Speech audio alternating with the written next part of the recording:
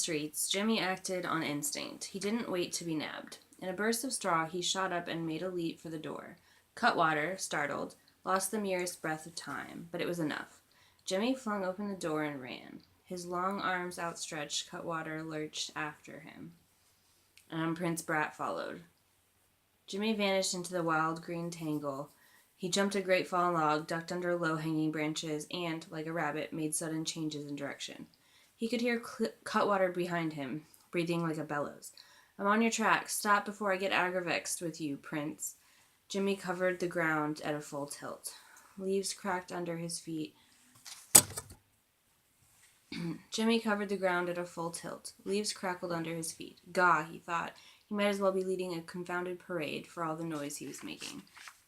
He reached a small clearing and half jumped out of his skin. Sniffing near the skeleton-white roots of an upturned hollow tree stood a wild beast. It was a bear. Jimmy would have preferred Cutwater's own company, but before he could find his legs, the hairy beast took flight. It went crashing away to Jimmy's left. Jimmy got his breath back. Then, almost without thinking, he dove into the hollow of the dead tree and snugged himself in. Moments later, he caught the merest glimpse of Cutwater cupping an ear. Turning on his heels, the rattle-boned man gave a shout. "Practically got you by the hind legs, pesky prince." Jimmy let out a small sigh of relief. Cutwater would have a mighty surprise if he caught the bear by the hind leg. As the sounds of the chase grew fainter, Jimmy crawled out of the hollow root. The sun was now high enough to send down the smoky rays of light through the treetops. Which way was the river? And then he saw Prince Brat, his face lobster red from running at the edge of the clearing. "Unfaithful servant," he protested, glaring hard at Jimmy. Here's a picture of Jimmy hiding in the tree. See the bear.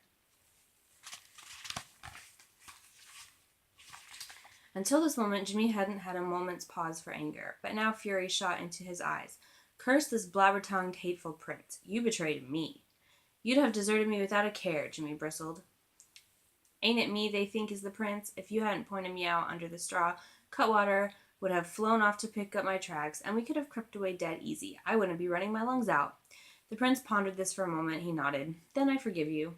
Jimmy was speechless for a moment. "Forgive me? Don't trouble yourself, my good and loyal prince, and get yourself another whipping boy."